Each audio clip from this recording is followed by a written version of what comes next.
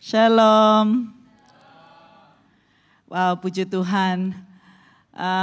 Anak-anak muda kita sangat luar biasa mengekspresikan apa artinya cinta. Ya, tetapi hari ini kita belajar tentang cinta yang lebih besar dari cinta yang diberikan oleh dunia, yaitu cinta Yesus kepada kita.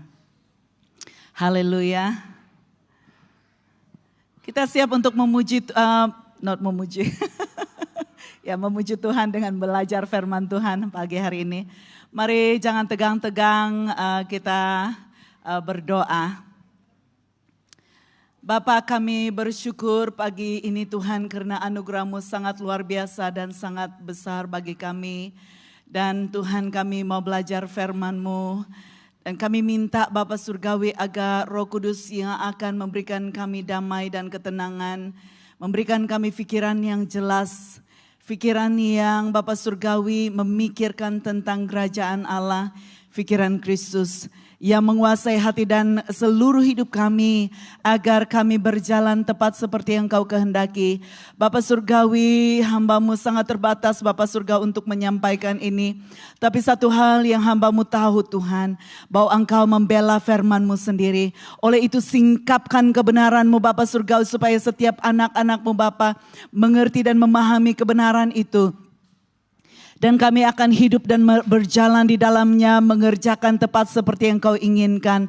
Bapa, hamba-Mu berdoa, kirimkan pasukan-pasukan malaikat-Mu berkarya dan bekerja di tempat ini. Tidak ada satupun di antara kami yang mengantuk, tidak ada satupun yang kebosanan, tidak ada satupun yang tercicir firman-Nya Bapa Surgawi. Tetapi firman itu adalah firman yang hidup, firman yang akan tertanam di dalam hati anak-anak-Mu, dan firman yang akan mengubah destiny setiap kami. Karena kami tahu Bapa Surga, firman-Mu itu adalah firman kehidupan yang akan membolehkan kami mendapat kehidupan kekal di dalam Yesus Kristus. Kami berdoa Bapa Surga, seluruh ruang ini dibersihkan dengan kuasa darah-Mu, sehingga tempat ini Bapa dipenuhi dengan hadirat Tuhan Yesus yang kudus. Dan kami berdoa Bapa, biarlah terang kasih-Mu itu akan membebaskan kami dan memerdekakan kami untuk kami berjalan di dalam terang-Mu yang ajaib. Tuhan Yesus, sekali lagi hamba-Mu berdoa. Tuhan, kiranya Bapa Surga Engkau memberikan ide-ide surgawi, ilham yang datang dari surga, sehingga hamba-Mu dapat berbicara. Dan setiap kata-kata yang keluar dari mulut hamba-Mu adalah perkataan firman kehidupan. Walaupun dalam bentuk yang sederhana, tetapi ianya akan mentransform dan mengubah hidup setiap anak-anak-Mu. Di dalam nama Yesus kami syukuri kesetiaan-Mu. Dan mari kita sama-sama sebagai anak yang diberkati, sama-sama kita katakan amin, amin, amin. Haleluya. Ya, pagi ini suami saya memberi saya satu tugas yang agak berat. Ya, dan ini bercerita tentang kecemerlangan Kristus ini. Wow, saya sangat-sangat bergumul karena ya mempelajari ini pengertian yang sangat-sangat dalam. Ya, pengertiannya sangat-sangat dalam. Bayangkan kita bercerita tentang dari awal penciptaan dunia sampai pada Wahyu. Ya, dan di sini kita belajar tentang kecemerlangan Yesus. Ya, kita mau belajar dua perkara berkaitan dengan kepribadian Yesus yang adalah singa dan juga kepribadiannya yang juga dikatakan sebagai anak domba Allah. Ya, kita biasa mendengar tentang dua perkara ini. Ya, kita sedang di dalam proses untuk merayakan Paskah dalam beberapa waktu ke depan ini. Dan kita mau belajar tentang kepribadian Yesus sebagai singa Yehuda dan juga sebagai anak domba Allah. Ya, kita ingin mempelajari apakah itu pengertian-pengertian yang sangat-sangat mendalam tentang singa Yehuda dan juga apa? Anak domba Allah. Ya, kita ingin belajar firman Tuhan berkaitan dengan dua perkara ini. Mari kita melihat firman Tuhan yang terdapat di dalam Kejadian 49 ayat yang ke-10 sampai pada ayat yang ke-12. Tapi kita melihat di screen kita. Ya, kita membaca bersama. Di dalam Kejadian 49 ayat 8 hingga 10 berkata, Yehuda, kamu akan dipuji oleh para saudaramu, tanganmu akan mencengkam tengkuk para musuhmu, dan para anak ayahmu akan tunduk kepadamu. Yehuda, kamu laksana seekor anak singa, kamu naik meninggalkan mangsa, hai anakku. Dia merunduk, mendekam seperti singa jantan atau singa betina. Siapakah yang berani merangsangkannya? Cokmar kuasa tidak akan berpindah daripada Yehuda, maupun tongkat kerajaan daripada di antara kakinya, hingga datang dia yang berhak atasnya. Kepadanya lah bangsa-bangsa akan tunduk. Seterusnya, dia menambatkan anak keldainya pada pokok anggur, dan keldai jantan mudanya pada pokok anggur pilihan. Dia membasuh pakaiannya dengan air anggur, dan jubahnya dengan cairan buah anggur. Merahlah matanya karena air anggur, dan putihlah giginya karena susu. Nah, untuk mendalami firman ini dan untuk mendapatkan makna yang terdalam atau yang paling tersirat di dalam bahagian ini, kita perlu memahami tentang karya penebusan Yesus sendiri. Ya, karya penebusan Yesus. Nah, ini adalah ya ketika saya mendalami dan belajar, wow, hampir 2 hari saya tidak dapat tidur. Karena saya tidak dapat mengerti dan memahaminya dengan sangat mendalam. Ini firman yang sangat dalam. Ini firman yang sangat dalam. Ini adalah ketika sebelum Yakub meninggal, dia melepaskan 12 berkat khusus untuk anak-anaknya. Ya, Yakub memiliki 12 orang anak, dan sebelum dia mati dia melepaskan berkat bagi setiap mereka, dan ini adalah ayat ataupun ucapan berkat daripada Yakub kepada anaknya Yehuda. Ya, kalau kita melihat firman Tuhan, Yehuda bukanlah anak yang pertama, tetapi dia adalah anak yang keempat kalau saya tidak silap. Dan sebenarnya Ruben adalah anak yang pertama daripada 12 adik-beradik ini. Tetapi mengapa Yehuda memiliki berkat yang berganda? Boleh saya tahu di sini siapa anak sulung? Boleh angkat tangan dengan lebih tinggi supaya saya kenal kamu sebagai anak sulung. Ya, thank you. Banyak anak-anak sulung tidak mengerti posisi mereka dan tanggung jawab mereka di dalam keluarga. Dan banyak anak-anak sulung yang sebenarnya diberikan berkat yang terutama daripada golongan adik-adiknya yang lain. Tetapi oleh karena ketidakpengertian itulah yang membuatkan anak sulung tidak menerima berkat yang terbaik. Sekali lagi peringatan untuk anak-anak sulung, wahai anak-anak sulungku. Anak-anak sulung dalam keluarga Anda masing-masing. Bertanggung jawablah kepada keluargamu. Nah, kalau kita melihat di sini idea besar daripada pelajaran yang kita pelajari hari ini adalah kecemerlangan Yesus digambarkan dengan 2 kekuatan yang saling berlawanan, namun punya arti yang mendalam tentang karya penebusan Yesus bagi umat manusia. Kalau kita melihat singa adalah binatang yang apa? Kuat, yes. Lagi? Garang, lagi? Buas, lagi? Ya, dia tidak secomel seperti yang kamu bayangkan ya. Kalau kamu dekat dengan dia, pasti kamu sudah menjadi makanan utama. Ya seperti yang kita ketahui, singa itu berlawanan sikapnya dengan siapa? Domba, anak domba. Ya, anak domba itu adalah domba yang tidak berdaya, dia tidak boleh menolong dirinya sendiri. Ya, ketika ya dari 100 ekor anak, ya perumpamaan yang Yesus nyatakan di dalam firman, ya ada 100 ekor anak domba, satu hilang. Yesus apa? Pergi mencari yang satu.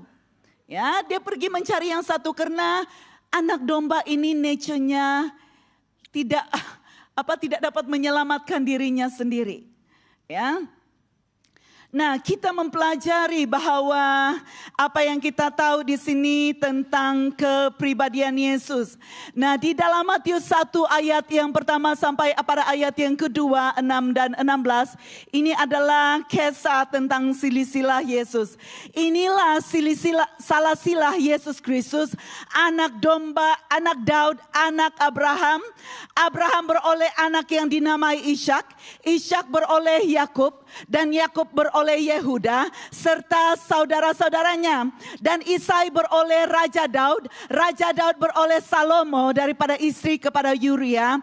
Maka Yakub beroleh Yusuf, suami Maria. Marialah yang melahirkan Yesus yang dipanggil Kristus.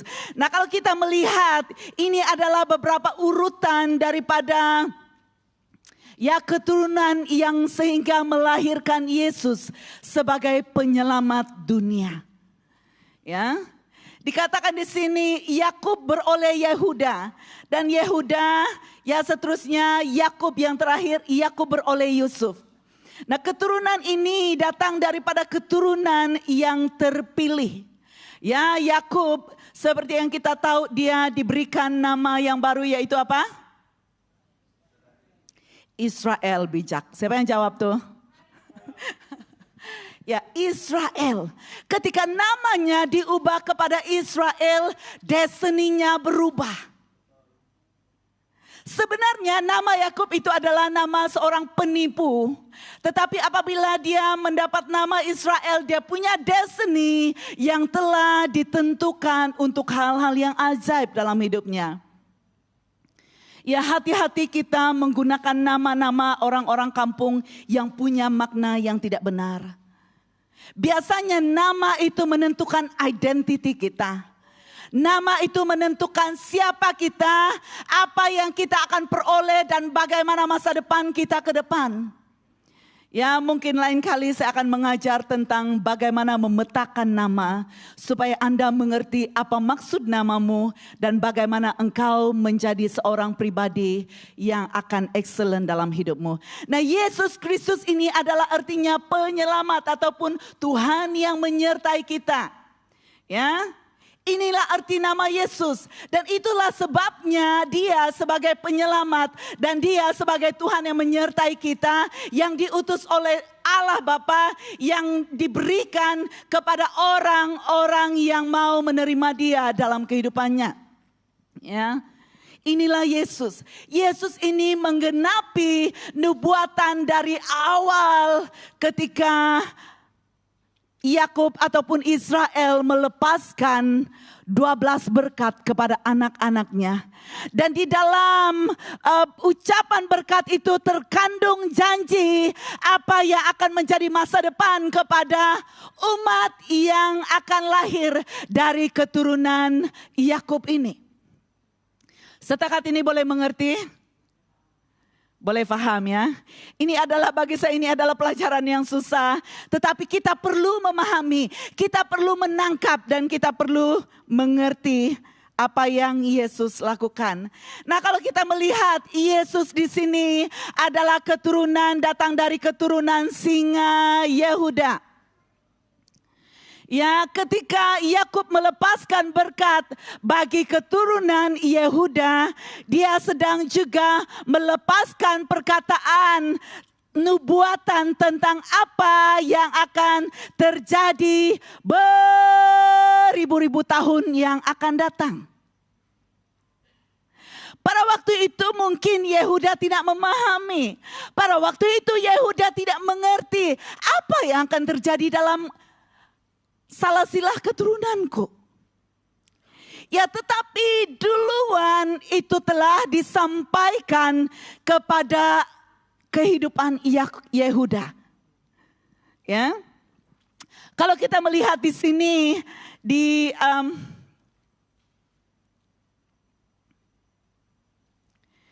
di ayat yang ke-9 dikatakan, Yehuda, kamu laksana seekor anak singa, kamu naik meninggalkan mangsa, hai anakku. Dia merunduk, mendekam seperti singa jantan atau singa betina, siapakah yang berani merangsangkannya. Itulah kekuatan, itulah sebuah berkat, yaitu menjadi pemimpin utama atas bangsa dan sukunya pada suatu masa yang akan datang. Ya, itulah ucapan yang diberikan kepada generasi Yehuda. Kalau hari ini engkau berkata engkau adalah orang yang suka menyembah. Kalau engkau adalah seorang yang suka selalu punya melodi-melodi dalam hatimu. Ya, kadang-kadang saya biasanya bangun pagi, tiba-tiba ada lagu yang bermain di pikiran saya dan saya menyanyikan itu setiap hari. Lagu yang berbeza-beza. Nah, inilah kita yang dikatakan sebagai suku Yehuda yang menyembah, yang dipilih untuk mengangkat puji-pujian kemenangan. Ya, ketika engkau di dalam keadaan sedih, tertekan, tertindas imanmu dalam situasi yang susah, jangan berdiam diri. Karena kita ini memiliki berkat siapa? Yehuda. Yehuda adalah penyembah. Mereka adalah pasukan yang perang yang dipilih oleh Tuhan di hadapan. Dan mereka itu membawa puji-pujian dan penyembahan kepada Tuhan sehingga musuh dikalahkan. Ya, worship team, kamu punya authority. Kamu punya wibawa di dalam kerajaan Allah. Kamu punya kemampuan untuk merubah sebuah atmosfer. Kamu punya kekuatan untuk merubah keadaan. Kekuatan kamu itu seumpama singa. Seumpama singa yang mengaum. Ketika kita menyembah, ketika kita menaikkan pujian dan penyembahan kita, kita sedang mengaumkan sebuah kuasa yang menundukkan kekuatan musuh. Itulah kecemerlangan yang Yesus terima. Dia adalah Allah, dia adalah Tuhan yang punya kekuatan seperti singa yang menghancurkan dan boleh yang membaham musuh pada waktunya. Nah, kita juga melihat bahwa ayat yang ke-10 berkata hingga datang dia, yaitu Yesus yang berhak atasnya, kepadanya lah bangsa-bangsa akan tunduk. Nah, ini adalah sebuah nubuatan tentang seorang raja, yaitu Raja Yesus yang akan menjadi pemerintah atas seluruh dunia. Dia telah dinubuatkan dari awal tentang apa yang akan Yesus pegang, kuasa dan pemerintahan yang diberikan Allah kepada Yesus. Dikatakan di sini kepadanya bangsa-bangsa akan tunduk. Haleluya. Dan kita sebagai orang Kristen, orang yang percaya hari ini, kita ada di sini, kita berkumpul di sini, tujuannya apa? Menyembah Yesus sebagai Raja. Dialah Raja kita. Dialah Raja dalam hidup kita. Dia adalah Raja kita. Haleluya. Katakan kepada dirimu, Yesus adalah Rajaku. Sekali lagi dengan kuat, Yesus adalah Rajaku.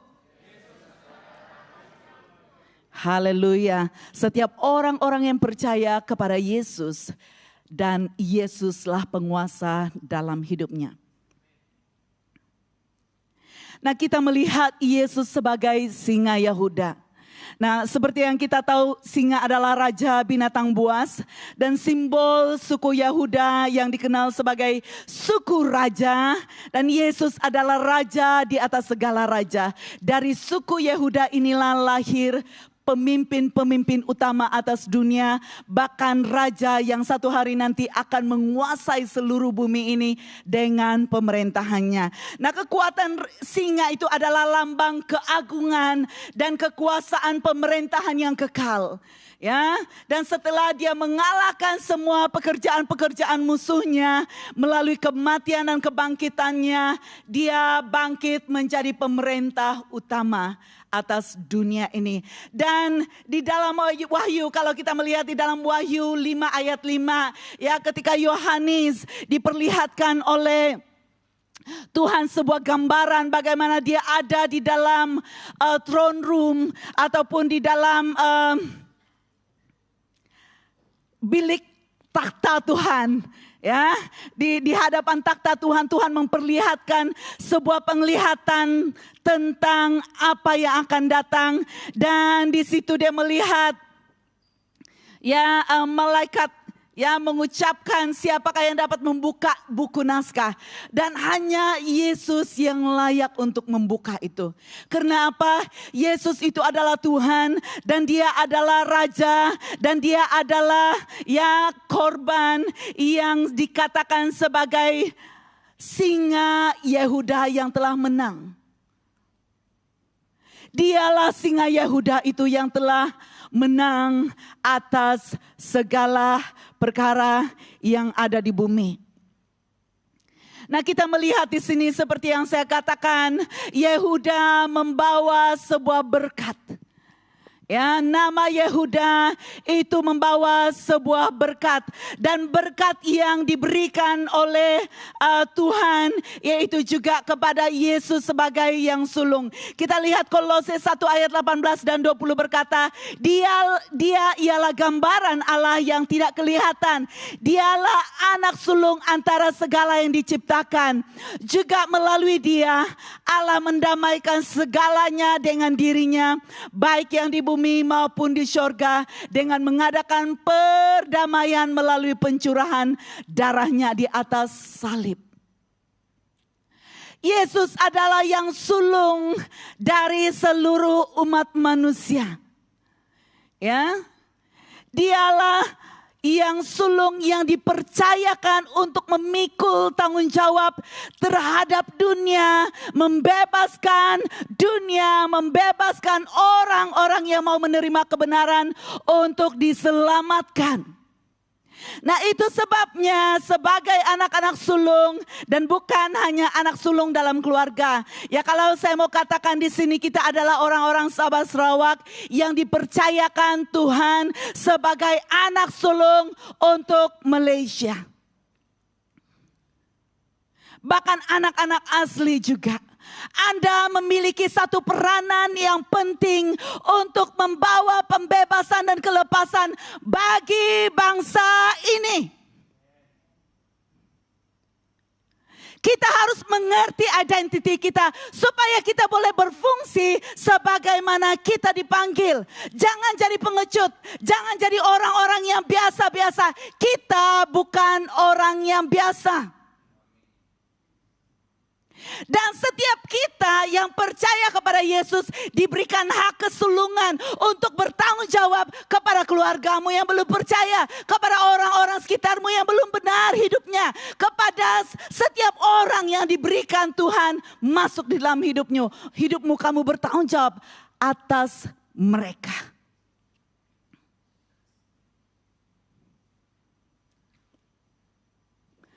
Berkat kesulungan ini memiliki banyak hal yang sangat istimewa. Itu sebabnya ketika Yakub mengerti tentang berkat yang sangat spesial itu, dia berusaha berlawan dengan abangnya. Dia berusaha untuk mengambil itu. Itu sebab namanya diubah oleh Tuhan untuk mengubah identiti itu. Tetapi Tuhan melihat bagaimana kerinduan dan bagaimana dia ingin bertanggung jawab atas keluarganya. Ya. Nah, inilah kita. Sebagai anak-anak Tuhan yang ditebus, kita punya tanggung jawab sebagai anak sulung, sebagai orang yang diberikan kepercayaan terhadap jiwa-jiwa yang hilang. Kitalah anak-anak sulung yang menerima berkat Yehuda atau berkat kesulungan dari Yesus. Nah, kedua yaitu berkat kekuatan laksana singa. Ya,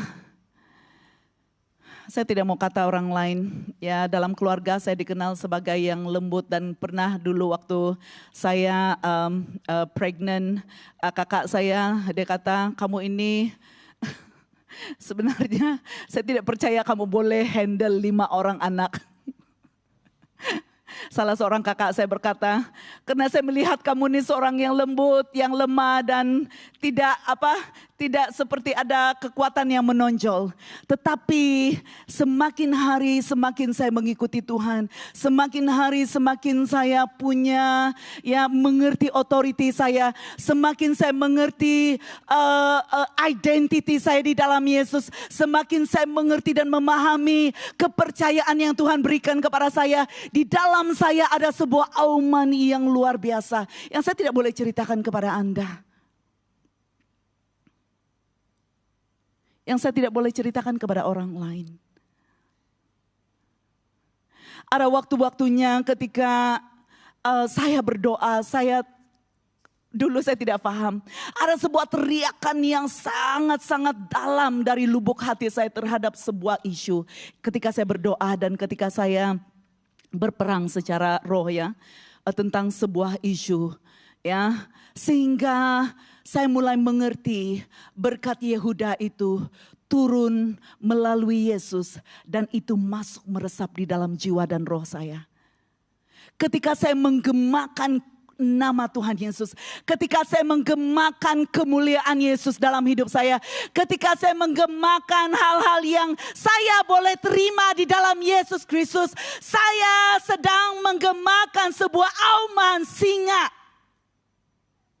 Banyak orang Kristen tidak mengerti, tidak memahami bahwa dia memiliki kuasa dan otoriti. Auman seperti singa mengalahkan ketakutan, mengalahkan kebodohan, mengalahkan kejahatan, mengalahkan isu-isu yang terjadi dalam keluarganya. Dan menjadi kecewa dan melepaskan imannya. Kita punya kuasa. Amin. Kita punya identity. Kekuatan yang di dalam kita adalah seperti auman singa. Yang mengaumkan kekuatan kuasa yang kita peroleh di dalam Yesus.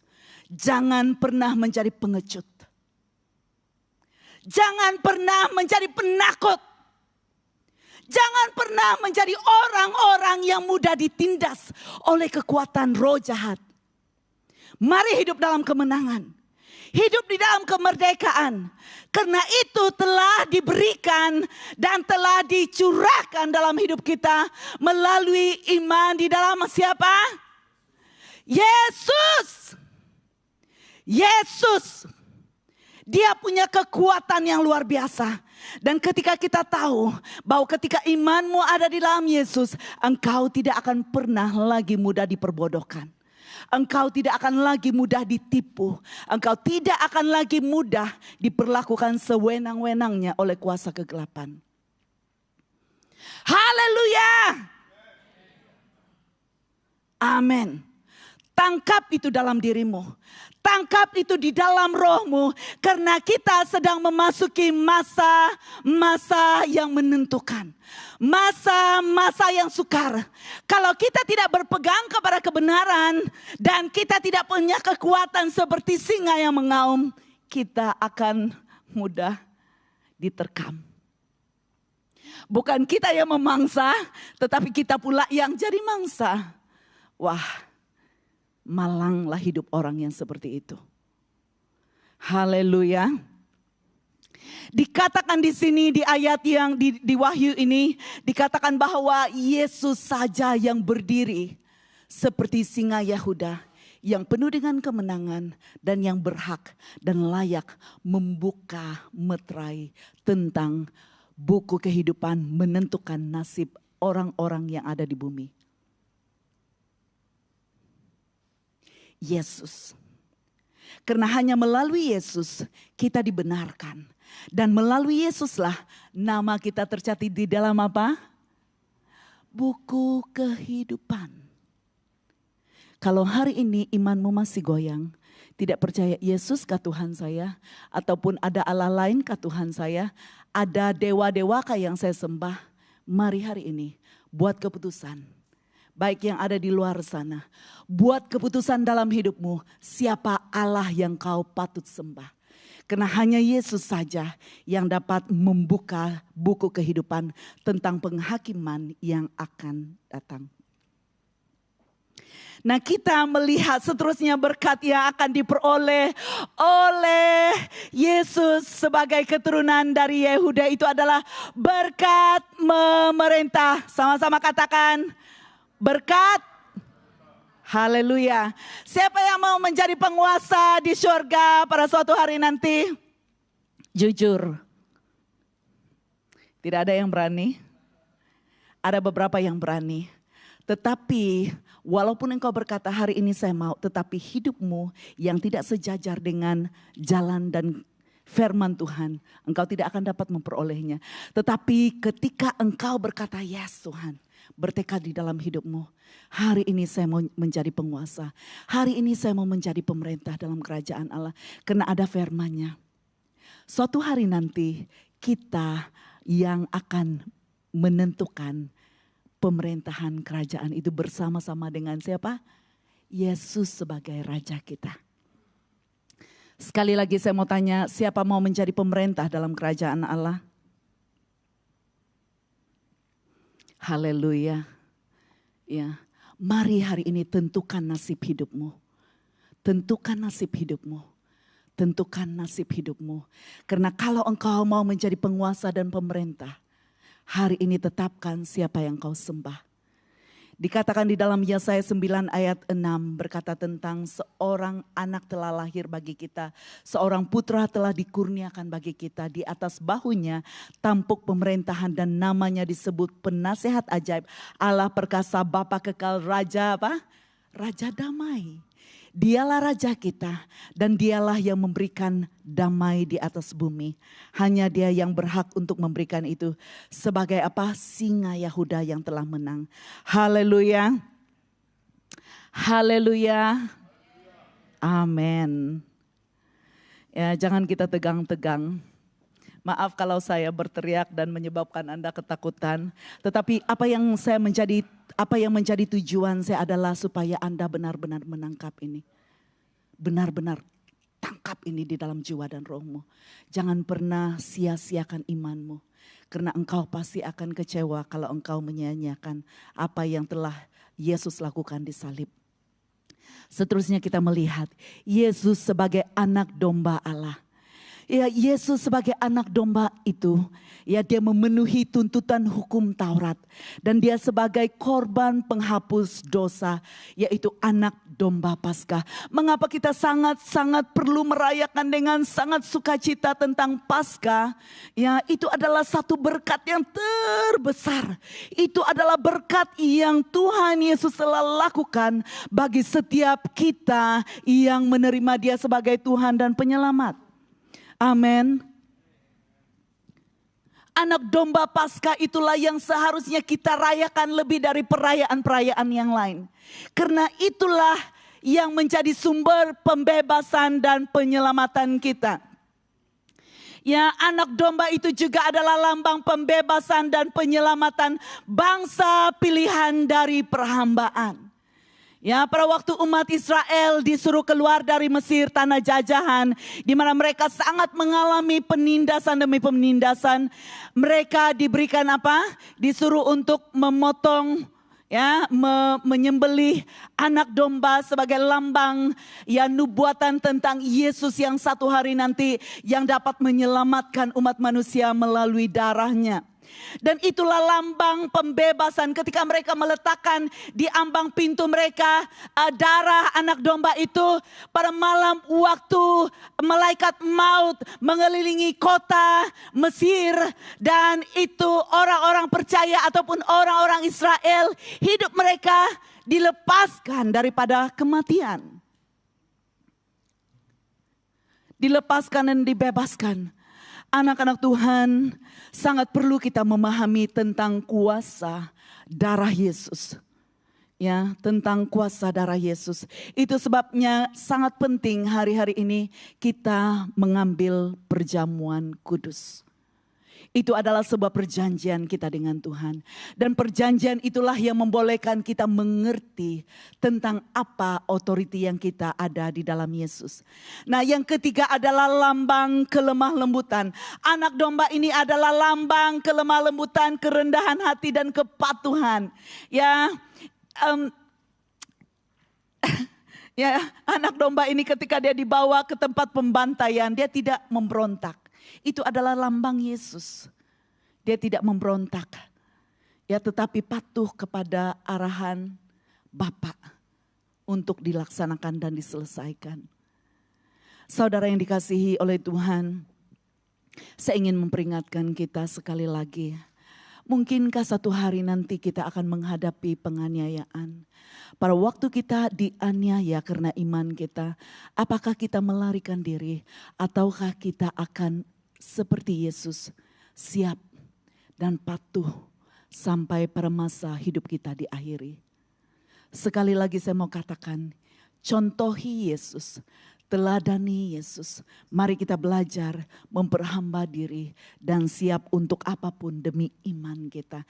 Karena pastinya suatu hari nanti kita akan menerima upah yang kekal di dalam Yesus Tuhan.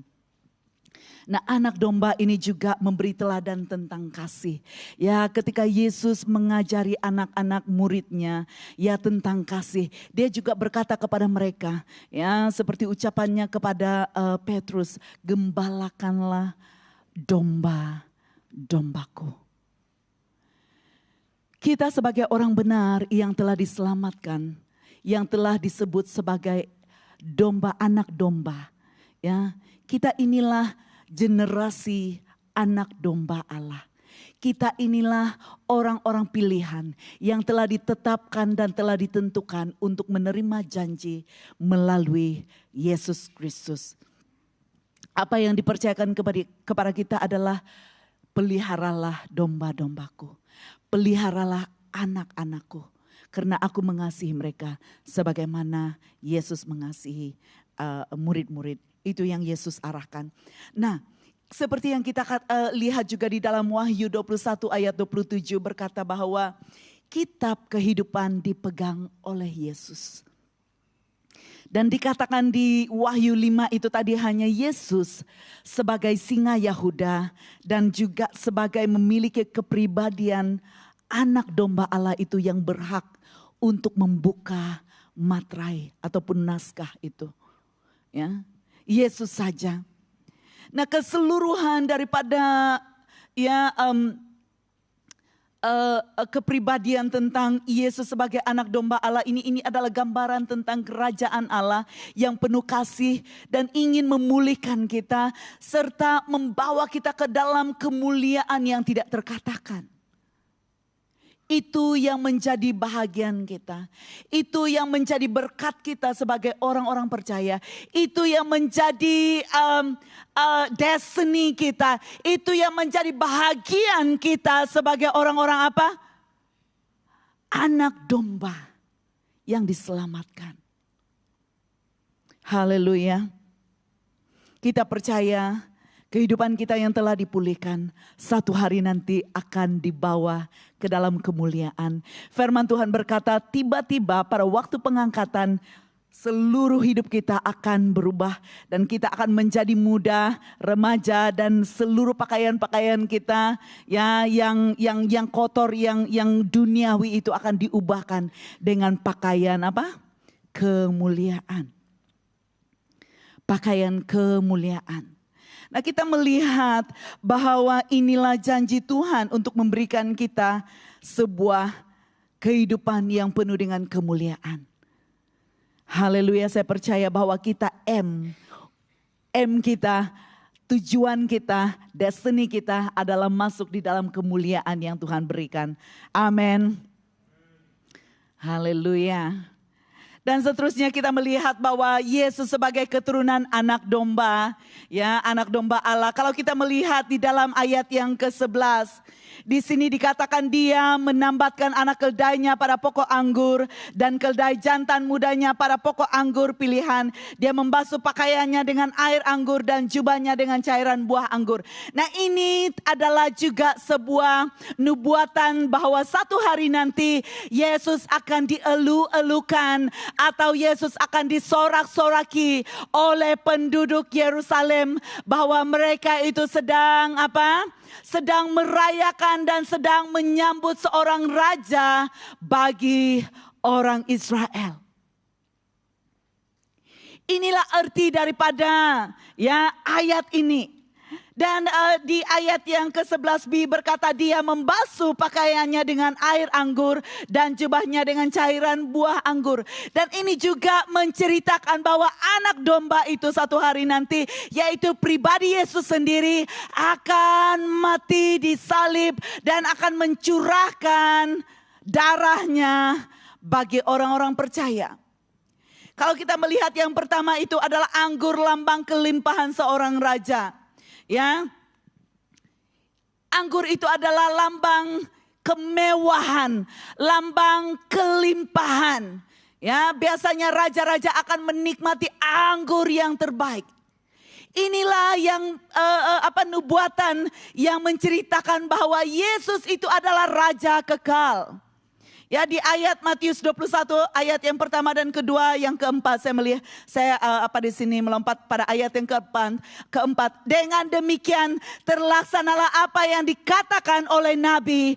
Katakanlah kepada putri Sion, rajamu datang kepadamu dengan rendah hati, menunggang keldai, seekor keldai muda. Mungkin ada di antara kita yang bertanya, kenapa keldai? Ya. Kenapa keldai? Ya, keldai biasanya dianggap oleh orang-orang pada zaman itu dianggap sebagai binatang yang lamban. Ya, binatang juga yang bodoh. Ya. Tetapi keistimewaan keldai ini dia mampu untuk memikul beban yang berat. Ya, tidak seperti kuda. Ya, kalau kita membandingkan kuda, biasanya kuda digunakan oleh raja-raja dunia. Ya, ketika mereka berperang, ketika mereka mengunjungi rakyat, mereka menggunakan kuda. Tetapi apa yang Yesus tunggangi, dia tidak menunggang kuda. Walaupun dia adalah raja yang luar biasa. Dikatakan di sini, rajamu datang kepadamu dengan apa? Rendah hati, menunggang keldai, seekor keldai muda. Apa yang mau disampaikan di sini oleh Yesus? Mengapa dia menunggang keldai? Ya, walaupun keldai ini dikatakan lambat dan bodoh, tetapi Yesus ingin menggambarkan bahwa walaupun dunia melihat dia sebagai manusia yang lemah, manusia yang menerima penghukuman, manusia yang disalibkan dan menerima kehinaan. Salib adalah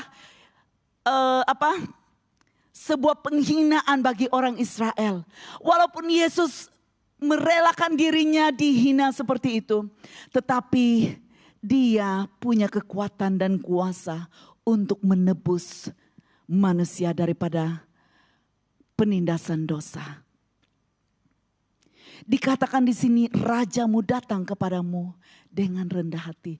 Jelas dikatakan di situ, walaupun dunia menganggap apa yang Yesus lakukan dan apa yang Allah lakukan kepada dunia itu dianggap bodoh, dianggap tidak masuk akal, tidak boleh diterima oleh akal. Tetapi perbuatan Yesus itu menggambarkan bahwa dia itu adalah raja yang penuh dengan kerendahan hati. Dia adalah raja yang penyayang. Tujuannya datang adalah untuk apa? Menyelamatkan, membebaskan orang yang tertawan, melepaskan orang yang teraniaya, membebaskan orang-orang yang tertawan, dan membebaskan mereka dari sakit, penyakit, dan beban berat. Itu yang Yesus mau sampaikan. Walaupun dunia melihat Yesus lemah, tetapi dia ingin mengatakan di dalamku ada sebuah kuasa yang luar biasa yang perlu diterima dan perlu dialami oleh orang-orang benar. Haleluya. Kita menuju pada penghujung. Di sini dikatakan juga anggur adalah lambang darah Yesus. Ya, di dalam Yohanes 1:29 hingga 30 berkata, pada keesokan harinya Yohanes melihat Yesus berjalan ke arahnya lalu berseru, lihatlah anak domba Allah yang menghapuskan dosa umat manusia. Dialah yang kukatakan akan datang selepasku, tetapi lebih besar daripadaku karena dia telah ada sebelumku. Yohanes pada waktu itu terkenal karena dia berseru-seru di padang gurun, berseru-seru kepada umat yang ada pada waktu itu, bertobat, bertobat, bertobat, karena akan datang waktunya Raja akan melawat bangsa ini, yang akan melepaskan dan membebaskan bangsa ini. Ya. Tetapi ketika Yohanes melihat Yesus, dia berkata, lihatlah anak domba Allah yang menghapuskan dosa manusia. Dia sudah ada sebelum aku. Artinya pada waktu penciptaan dunia, Yesus telah ada. Yesus telah ada. Inilah yang disaksikan oleh Yohanes tentang Yesus. Ini bukan dikatakan menurut pengertian manusianya, tetapi itu adalah ilham daripada Roh Kudus yang disampaikan sehingga ketika dia membaptiskan Yesus, dia melihat apa? Yohanes mendapat sebuah penglihatan. Ada apa? Ada burung merpati yang hinggap di atas Yesus dan langit terbuka dan dia mendengar, inilah anakku yang kukasihi, dengarkanlah dia. Ini bukan perkara-perkara yang biasa dimengerti oleh pengertian manusia. Tetapi itulah yang Allah lakukan. Membuktikan bahwa Yesus itu adalah Raja di atas segala raja. Tuhan penguasa yang akan menguasai seluruh bumi dalam masa yang akan datang. Boleh saya jemput para pemusik dan worship team. Di sini dikatakan di dalam Wahyu 5 ayat 9. Mereka menyanyikan lagu baru. Engkau layak mengambil gulungan naskah itu dan membuka meterainya. Karena engkau telah dibunuh. Dan dengan darah kematianmu engkau telah menebus untuk Allah manusia daripada segala suku, bahasa, kaum dan bangsa. Itulah kita ada di sini hari ini. Itulah sebabnya engkau ada di sini. Itulah sebabnya engkau yang mengikuti secara online percaya kepada Yesus dan menerima Dia. Untuk tujuan bahwa engkau akan masuk dalam kemuliaan. Karena Yesus telah layak dibenarkan untuk membuka meterai tentang nasib sebuah bangsa, nasib sebuah umat, nasib apa yang akan kita peroleh dalam masa-masa ke depan. Mari saya ajak kita bangkit berdiri. Kita ingin menyembah Tuhan dengan berkata, anak domba Allah kau layak.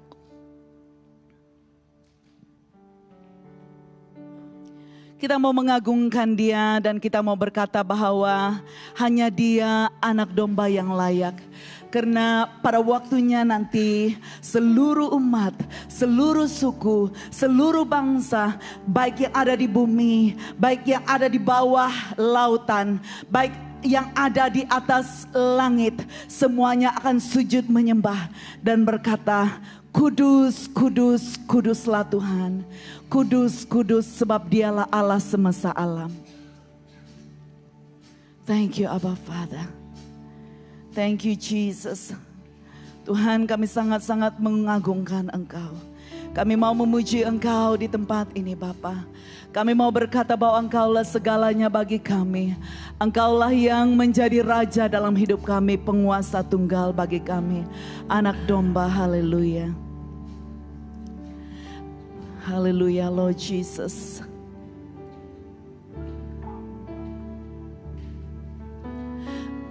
Thank you Jesus.